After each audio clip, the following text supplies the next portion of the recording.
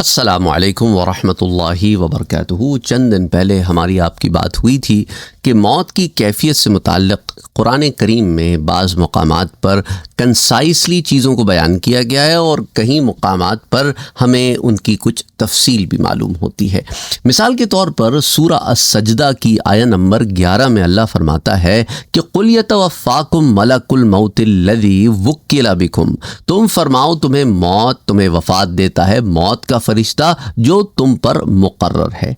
تو اب اس میں آپ کہیے تمہیں موت کا فرشتہ وفات دیتا ہے جس کو تم پر مقرر کیا گیا، تو قرآن کریم میں وفات دینے کا اسناد اللہ تعالیٰ کی طرف بھی کیا گیا ہے اور ملک الموت یعنی حضرت عزرائیل علیہ السلام کی طرف بھی اس کا اسناد کیا گیا ہے اور عام فرشتوں کی طرف بھی کیا گیا ہے۔ جیسا کہ ہم سورہ الزمر میں نے آپ کو پہلے بھی بتایا تھا اور انشاءاللہ اس پر پھر بات کریں گے ایگزیکٹلی جب ہم سورہ الزمر کی آیہ 42 پر آئیں گے کہ اللہ ہی روحوں کی موت کے وقت ان کو قبض فرما لیتا ہے کہ اللہ یتوفی الانفس حین موتها۔ اور اسی طرح سورہ الملک میں الذی خلق الموت والحیات، جس نے موت اور حیات کو پیدا کیا،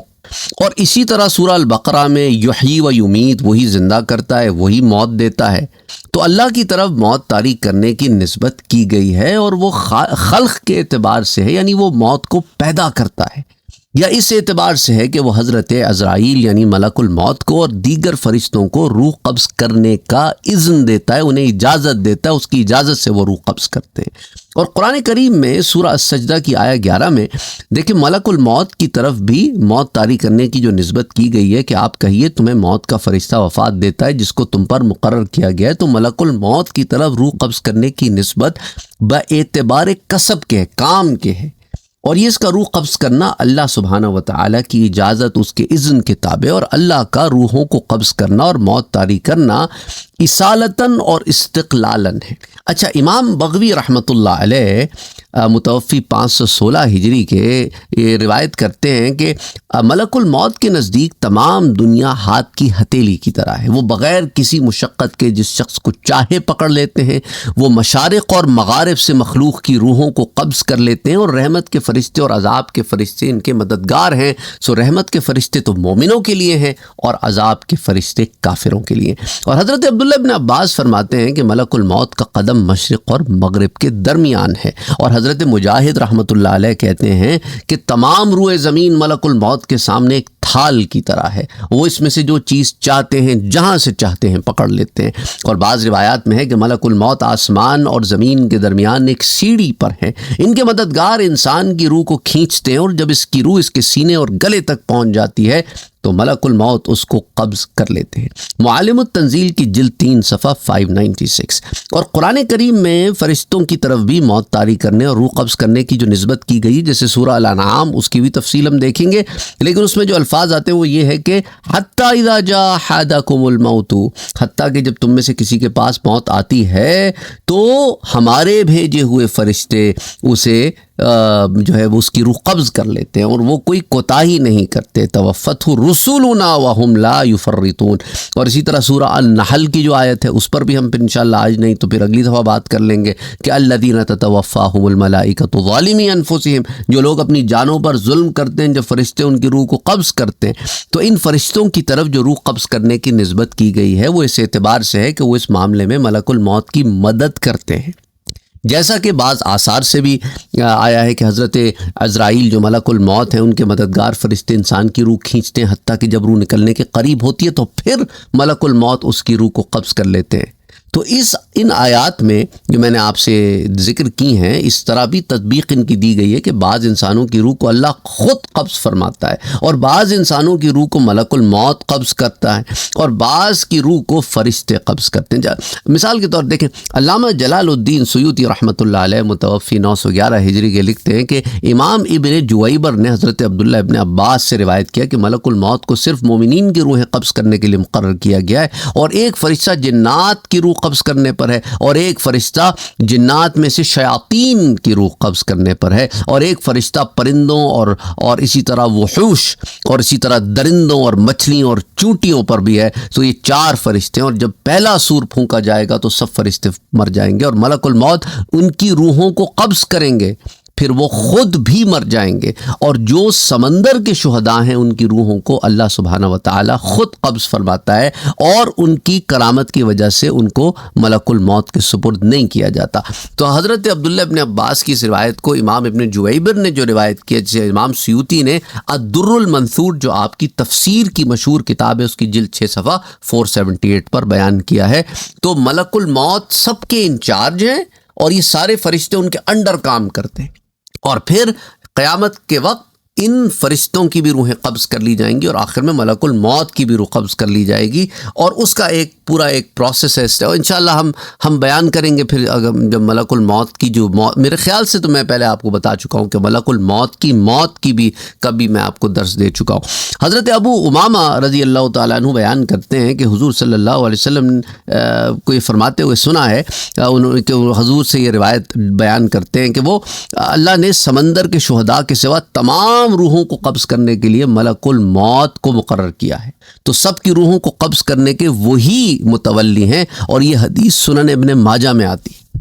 حدیث 2778، پھر المسند الجامع میں بھی آتی حدیث 5335۔ سو اس حدیث سے معلوم یہ ہوا کہ اللہ سبحانہ و تعالی نے کئی معاونین پیدا کیے ہیں ملک الموت کے، جو ان کے انڈر کام کرتے ہیں۔ تو اس گروپ کا ایک ہیڈ جو باقی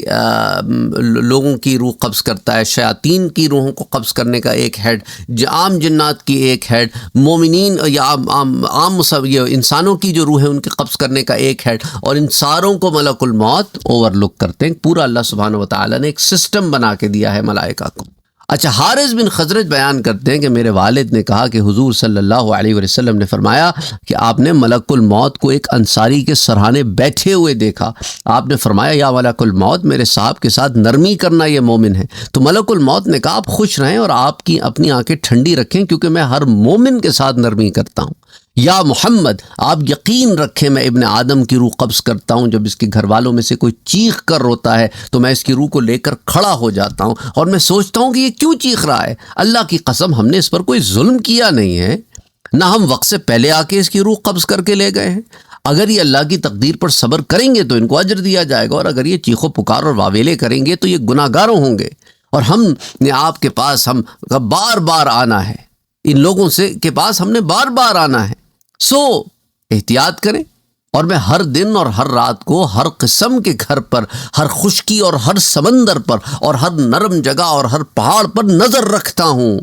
اور میں ان جگہوں کے ہر چھوٹے اور بڑے کو پہچانتا ہوں، اور اے محمد صلی اللہ علیہ وسلم، میں اللہ کے اذن کے بغیر ایک مچھر کی روح بھی قبض نہیں کرتا۔ اور جعفر کہتے ہیں کہ مجھے یہ حدیث پہنچی ہے کہ جو شخص نمازوں کا پابند ہو، جب اس پر موت کا وقت آئے تو اس سے شیطان کو دور کر دیا جاتا ہے، اور ملک الموت اس کو لا الہ الا اللہ محمد الرسول اللہ کی تلقین کرتے ہیں، اور یہ بہت عظیم حال ہے۔ تو سوچو، نماز کی پابندی ایک بہت بڑی کنجی ہے آخری وقت شیطان کے حملوں سے بچنے کے لیے، اور بہت بڑی کنجی ہے کہ ملک الموت خود تلقین کر رہے ہیں کہ پڑھ لا الہ الا اللہ محمد رسول اللہ، ہم تیری روح قبض کرتے ہیں۔ یہ المعجم الکبیر کی روایت ہے، حدیث 4188، اور مسند البزار میں بھی آتی حدیث 748، اور مجمع الزوائد میں بھی اس روایت بیان کیا گیا ہے۔ تو روایت ہے کہ جب تمام مخلوق مر جائے گی اور کوئی جاندار باقی نہیں رہے گا تو ملک الموت اللہ سے عرض کریں گے کہ اے میرے رب، میں تیرے اس عبد ضعیف ملک الموت کے سوا اور کسی کو نہیں جانتا کہ کوئی زندہ بچ گیا ہو۔ تو اللہ سبحانہ و تعالیٰ فرمائے گا اے ملک الموت، تو نے میرے نبیوں، میرے رسولوں، میرے ولیوں اور میرے خاص بندوں کو موت کا مزہ چکھایا ہے، اور میں عالم الغیب ہوں، اور میرے علم قدیم میں یہ ہے کہ میری ذات کے سوا ہر شخص نے موت کا مزہ چکھنا ہے، اور اب تمہارے مرنے کی باری ہے۔ تو ملک الموت کہیں گے کہ اے اللہ، اپنے بندے ملک الموت پر رحم اور لطف فرمانا، وہ بہت کمزور ہے۔ اللہ فرمائے گا اپنا دایاں ہاتھ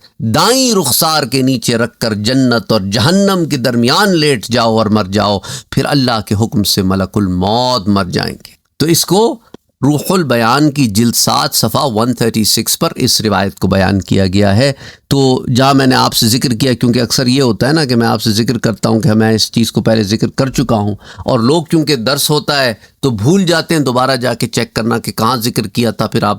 فرشتوں کی پلے لسٹ میں جائیں گے اور فرشتوں کے حال میں تو میں نے کہا کہ میں یہیں پر یہ روایت بھی آپ سے شیئر کرتا چلوں کہ ملک الموت کی بھی موت آئے گی، اور وہ کیسے آئے گی۔ اچھا، سورہ الانعام کی آیہ نمبر 61 ہے، جس میں اللہ فرماتا ہے کہ وَهُوَ الْقَاهِرُ فَوْقَ عِبَادِهِ، اور وہی اپنے بندوں پر غالب ہے۔ وَيُرْسِلُ عَلَيْكُمْ حَفَظَةً، اور تم پر نگرانی کرنے والے فرشتے بھیجتا ہے۔ حَتَّى إِذَا جَاءَ أَحَدَكُمُ الْمَوْتُ، حتیٰ کہ جب تم میں سے کسی کی موت آتی ہے، تَوَفَّتْهُ رُسُلُنَا، تو وہ ہمارے بھیجے ہوئے فرشتے اس کی روح قبض کرتے ہیں۔ وَهُمْ لَا يُفَرِّطُونَ، اور وہ کوئی کوتاہی نہیں کرتے۔ تو اب یہاں پر اللہ سبحانہ و تعالیٰ کے قہر کا معنی یہ ہے کہ اس سے پہلی آیتوں میں اسی سورہ مبارکہ میں اللہ کی قدرت اور حکمت پہ ہمیں دلائل ملتے ہیں، اور اس آیت میں اللہ کی قدرت اور حکمت پر ایک دلیل ہے۔ اس آیت کے شروع میں جو فرمایا نا کہ وہ اپنے بندوں میں پر قاہر ہے، تو اللہ کبھی عدم پر قہر فرماتا ہے تو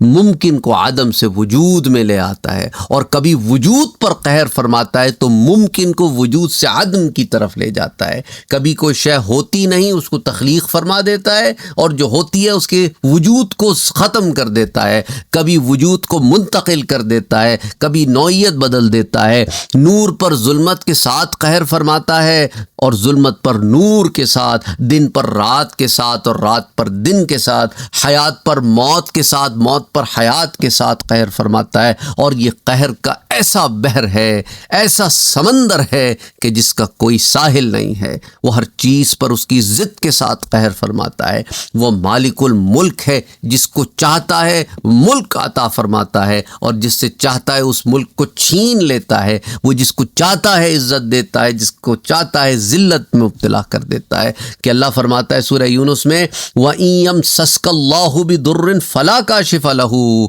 اور اگر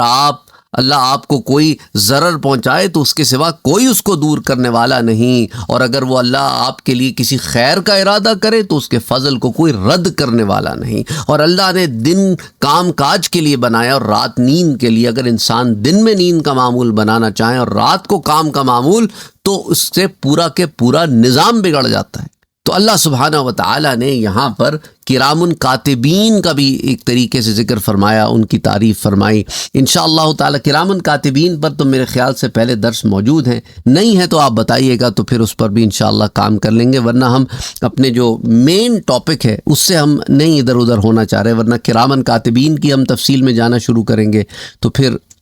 اس کے اندر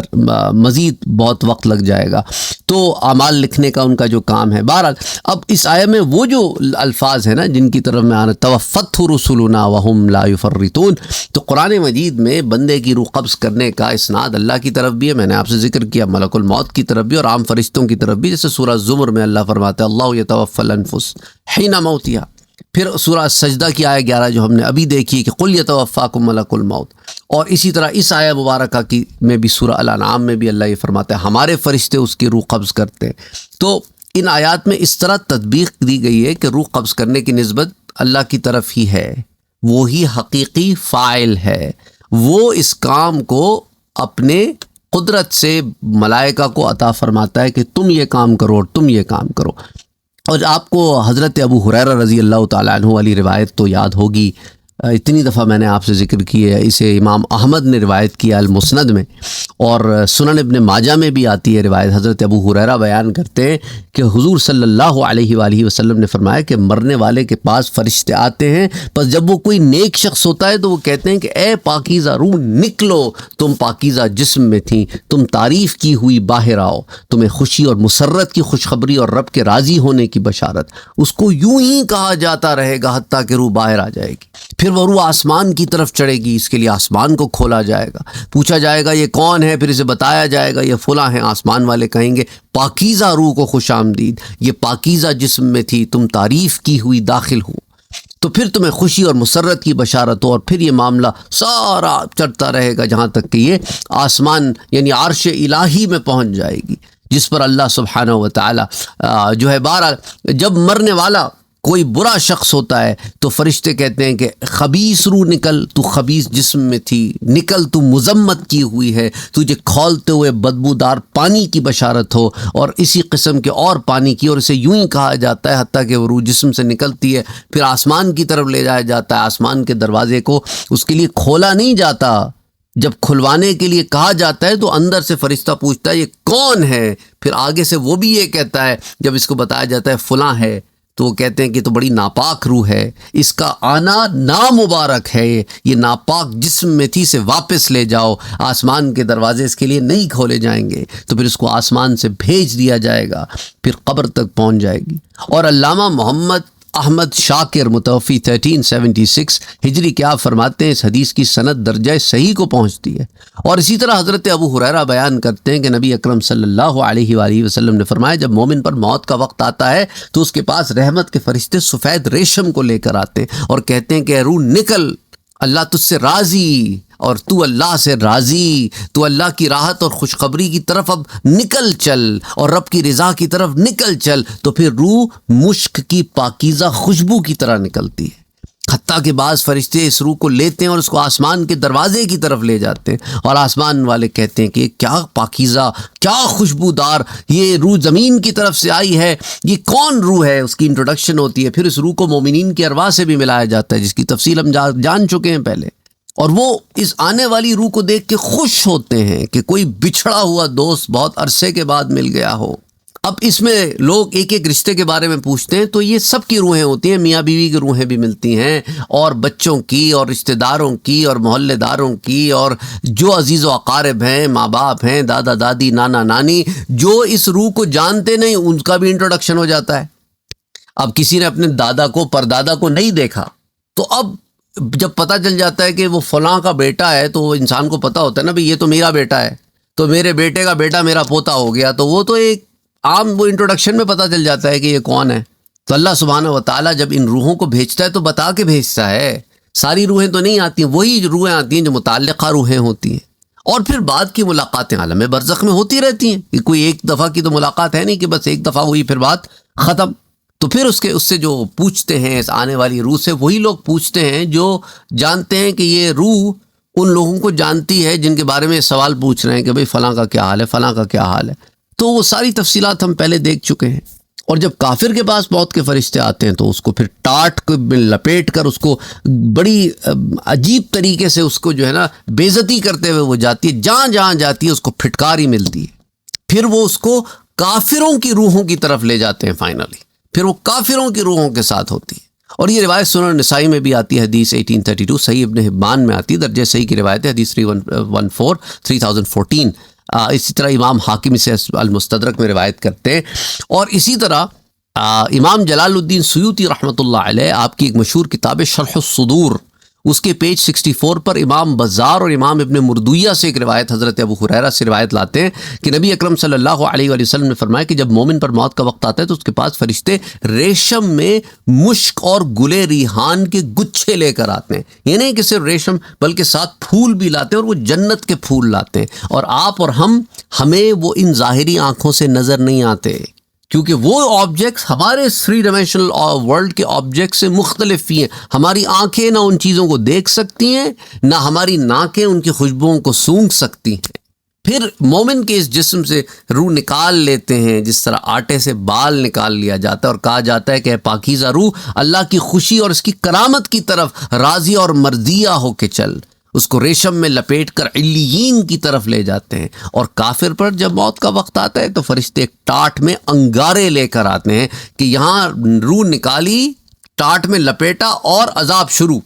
اور بڑی سختی سے اس کی روح کو کھینچتے ہیں، اور کہا جاتا ہے کہ اے ناپاک روح اللہ تجھ سے ناراض ہے، اللہ تجھ سے ناراض ہے، نکل اللہ کی دی ہوئی ذلت اور اس کے عذاب کی طرف۔ اور جب روح نکل جاتی ہے تو اس کو اس انگارے میں رکھ کر ٹاٹ میں لپیٹ دیا جاتا ہے اور اس کو سجین کی طرف لے جایا جاتا ہے۔ اللہ محفوظ رکھے، اللہ محفوظ رکھے، اللہ محفوظ رکھے۔ بہرحال ابھی بات اور باقی ہے، کیونکہ بہت ساری اور آیات ہیں جن کی ہم کو آپ کو تفصیل دینی ہے۔ اگین اگر آپ چاہتے ہیں کہ جو باقی آیات رہ گئی ہیں، جیسا کہ سورہ النحل کی آیت نمبر 28 ہے، آیت نمبر 32 ہے سورہ النحل کی، پھر اسی طرح سورہ الانفال اور سورہ محمد کی آیات ہیں، اور اسی طرح سورہ الانعام کی آیت نمبر 93 ہے، اور مختلف آیات ہیں، ان پر آپ چاہتے ہیں کہ ہم ان پر بھی تفصیل سے بات کریں تو کامنٹ سیکشن میں آپ نے ہمیں بتانا ہے۔ وَمَا عَلَيْنَا إِلَّا الْبَلَاغُ۔